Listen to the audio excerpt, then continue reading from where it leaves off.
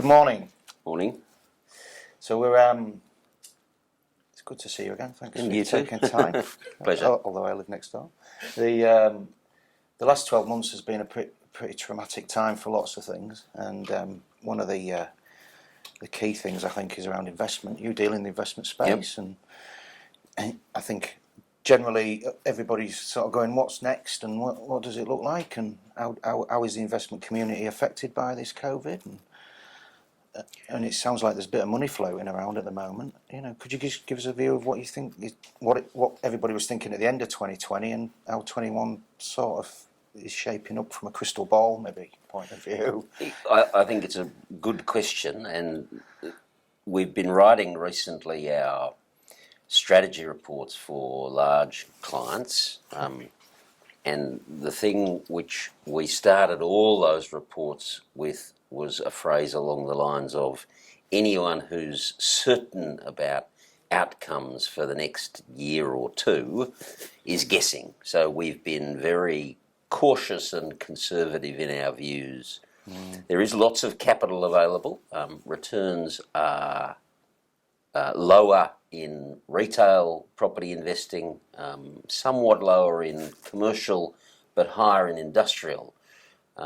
Right. One of the things that's happened, of course, is COVID's made some fundamental changes, I think, that were already apparent in the retail space. Online shopping has grown much faster than it had been for some years. It's done a great deal of harm to bricks and mortar retailers who sell things which are discretionary purchases. Fashion retailers, food and beverage, those sorts of things are under a great deal of pressure. There's many small businesses that have gone broke and will never reappear in the same form. You just walk through any shopping mall or drive down any high street at the moment, you can see all of those sorts of businesses are vacant.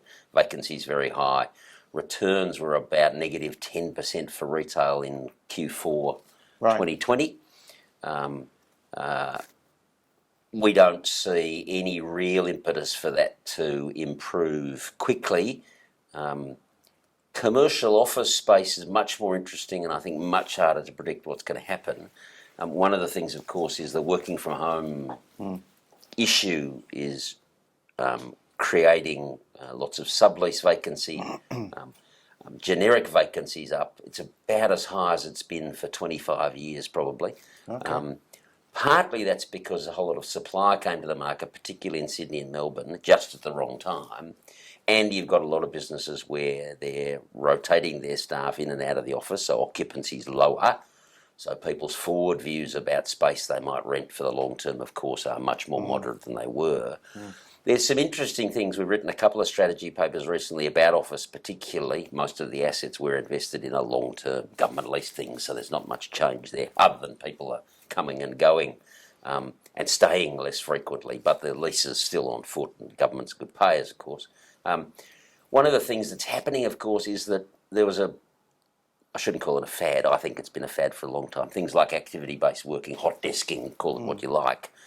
I think a lot of people who work in office environments now have said to their employers, we'll come back to the office 2 or 3 days a week, for instance, for the time being, but we're not doing hot desking anymore. We're not doing activity-based working. I want to have a workstation that's mine, so I can be sure that it's been cleaned, that no one else has used it, I can wipe it down myself, those sorts of things. So there's less people in offices. Leases are harder to do. But I think over time the leases that companies do will be for more space per person than they had been previously. We'd got down in Australia to about 10 or 11 square metres per person. In the 1990s it was about 25 square metres per person. Wow. I think we'll go back to some higher number. It won't be 25 metres a person, but it'll be higher because people want more circulation space. They'll want their own space. They'll want larger workstations and they won't want to share them. Does that mean they think they might rotate? So 2 days a week? Well, there's lots of people that are talking about doing two or 3 days a week in the office and 2 days from home. There's another element to that, of course, which is driving non-CBD office space demand, because lots of companies are saying, well, instead of just having an office in Melbourne CBD, we can have one at Monash or somewhere else. so that some of our staff who don't necessarily want to come to the CBD 5 days a week could do 2 days in the city office and 2 days at Monash, or those sorts of things. There's some of that. That's all long term. Office leases tend to be 5 years or longer, so the change in that will take a while. All of that said, vacancy is very high and will remain high at least for this calendar year and quite possibly next calendar year, simply because people aren't sure about what their business is going to look like in terms of its footprint, numbers of people in the office every day, those sorts of things. What sort of, when you say very high, is that like 50%? So Australian office vacancy is about 10.5%. Okay. Hasn't been that high since the 1990s. I remember it before.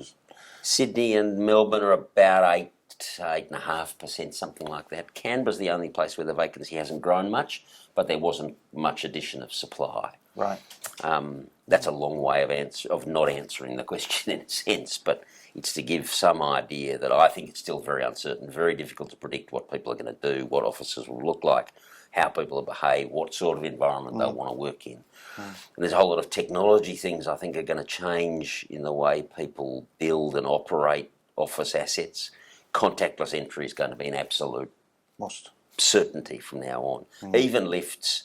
One of the things lots of the COVID kind of transmission people have been worried about is lifts, particularly because everyone touches lift buttons. Now in this building we have those buttons on the outside of lifts, destination kind of calling, but you still have to touch the buttons. I think that quite quickly they're just going to go to the point where anyone swipes their card on a keypad and it says you're going to level 15 and off you go. So you don't have to touch any lift buttons or keys or any of those sorts of things that other people might have touched. I think that's a thing that'll happen and reasonably quickly. So if you, sorry, just to interject that, so the lifts is probably one of the key things for people. Yeah. Is anybody bringing up things like air conditioning and ventilation and that? Oh, look, there's some talk about that, Craig. It's much harder to do and takes longer, of course. I mean, one of the things that in this most recent Melbourne case, the person involved in the Australian Open tennis, is it looks like that was transmitted by airflow some way or other. Now, I think there's a whole lot of things that are going to come out as they investigate further and further and understand this dreadful thing better. And if that is about aerial transmission or aerosol transmission, then there's all sorts of things we'll have to do, I suspect, hepatic filters and all sorts of things in air conditioning. But gosh, you know the infrastructure better than me, that there's a big issue with changing those sorts of things. It's expensive and hard to do and time constrained. And money. And money, yeah. Okay. So that's retail. Industrial's very strong. Prices for assets are high.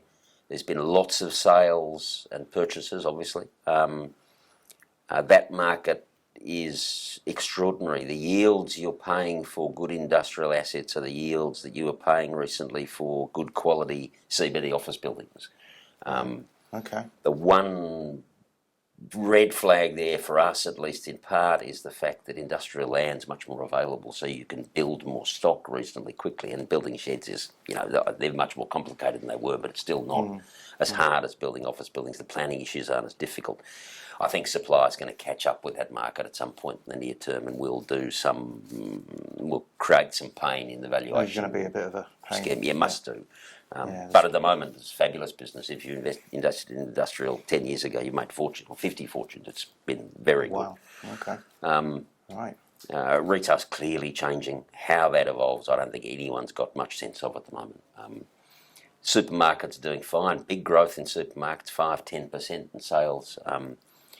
Online grocery shopping still hasn't grown much because people still don't like the fulfillment thing. They still don't think they get the best bananas or the best apples, and they hate substitution of home brand for the, if you ordered Milo or something and you get Woolworths home brand Milo, people don't like it. Right. The satisfaction level with online grocery shopping is still pretty low, and the numbers are still quite small. Fashion and those sorts of things, electronic goods, white goods, home goods, everyone just about buys it online now, and that is going to stay forever, well, so far as it ever is. People are not going to be bothered to go to David Jones to buy a washing machine anymore, or, they might go to JB Hi for electronics, but most of them just do it online because everyone knows the products. Hence the sheds. And infill industrial too. That whole last mile distribution thing's critical. There are lots of places, in South Sydney and Rozelle and all sorts of areas that were traditionally kind of old sort of warehouses and factories are being quickly redeveloped, either apartments, because they're very high value at the moment, or last mile distribution. So kind of, transshipping kind of things. That's a big issue and will create real demand, I think, and is certainly creating some. And also, Capital that demand. may come into the commercial space here as well, in the city centres. Well, we've been talking, and lots of people have been looking about how you make retail shopping centres in CBDs make some of the shops into distribution centres. Yeah. No one seems to have found a good enough model, and partly that's because rents have been too high. Okay. Retail in CBDs traditionally has been the highest retail rents. That's changing quite quickly, and except for Hermes or Louis Vuitton or those kind of big flagship stores, the general kind of retailing, not in Pitt Street Mall, for instance, some of that will change to distribution somehow or other. But getting the model right's hard at the moment. It's going to be tough because owners aren't sure about what to do in terms of rents and stuff because there's no demand, so they kind of haven't got a market almost, right? There's some renewals going on and stuff, but releasing spreads, as they talk about, in other words, you're paying $1 this year, are you going to pay $1 or $1.50? Well, lots of people pay 50 cents now rather than $1, so releasing spreads are lower. yeah, right. So that's kind of the general property market. I mean, there's very interesting things happening in the space that asset-wise is particularly engaged with in the biggest projects recently, retirement villages and the whole aged care sector, the Royal Commission, the ongoing reporting and analysis and those sorts of things is clearly driving the big operators to spend lots of money on understanding what their assets look like, how they're maintaining them, what's their age profile, what's the capital expenditure forecast look like, because They've got to. there's no doubt that the pressure from government will increase, not decrease. The population's getting older. There's more of them. There are more residents. They're more able for longer. And so they're able to complain and be They want to incensed know why. about poor quality. That's and, right. And the exposure of bad quality aged care is so dynamic now that you just can't be a bad operator. So The expectation's so much higher, isn't it? yeah. And rightly so. It's going to be, if you think about where all the money lives in Australia at the individual level, it's older people. Yeah. Who are going to live longer and will have expectations about the quality of care they get and the quality of place they live in if they go into whether it's independent living units or retirement villages or whatever it might be, they're going to have very high expectations and they've got lots of money to pay for it. So there's kind of an interesting model there too. The good operators, I suspect, as government manages the regulatory position a bit better, I think you'll be able to develop models where people can pay more for better quality, and I think the spread will get wider, albeit that the lowest hurdle will be higher simply because the quality and things will be examined much more closely. I mean, that's clearly a space where Asset-Wise is doing a lot of work and will do lots more work simply because there's so many of the things. And the market's still not as institutionalised as many. There are still lots of individual owners and people who own a few retirement villages. All of them are going to be caught up in the same thing. We'll have to go through the same process. No, it's changing times, isn't it? Well, it's interesting. And the fact that everything's changing in some way, And the other side of it is that I think the internet was always punted to be the change for things, but it's actually the vaccine that's done it and brought lots of things forward, especially working at home and all that kind of thing, where the internet was perceived to bring retail through the internet and all them kinds of things, and it's probably, in my mind anyway, it's accelerated that. It certainly accelerated some things. Yeah. How much of the change about working habits and things is permanent? Who knows? I don't think anyone can have an honestly certain view about that at the moment. There's a lot more people coming to the city again. Still, occupancy of office buildings probably only half, about 50% in all the portfolios we look at. But of course, they're coming by car and all sorts of things. They're broadly not nearly as many people using public transport as whether I can't remember. There was a publication about New South Wales, but down 20 or 30 or 40%. Easily, yeah. That change will take a while until, let's presume and hope that the vaccination process works and we get this thing under control. I think people then go back to public transport. And you wonder how quickly people's habits change. They changed very quickly when COVID, because they didn't have any choice. Grass is always I wonder greener. how quickly they'll go back, because I do think lots of people miss some of the social and creative environment that offices or factories or whatever give them. Absolutely, yeah. That water cooler kind of moment thing that we all talk about. That casual conversation that sparks an idea. That's all a bit lost at the moment. You think about Zoom meetings, I think I still lost count about 300 last year. They're very binary. They start when everyone dials in and they finish when everyone says, right, we're done. They click, end, the red button. One of the things, of course, that happens in in-person meetings is as you're seeing people out or as you're walking out yourself, there's the 1 or 2 minutes of casual conversation. And that might be when you the learn idea things and think about new things and stuff. That none of that's happening at the moment to a great degree. Yeah, it's very focused, isn't it? Yeah. That's great. Thanks for the input. Pleasure. That's good. Okay.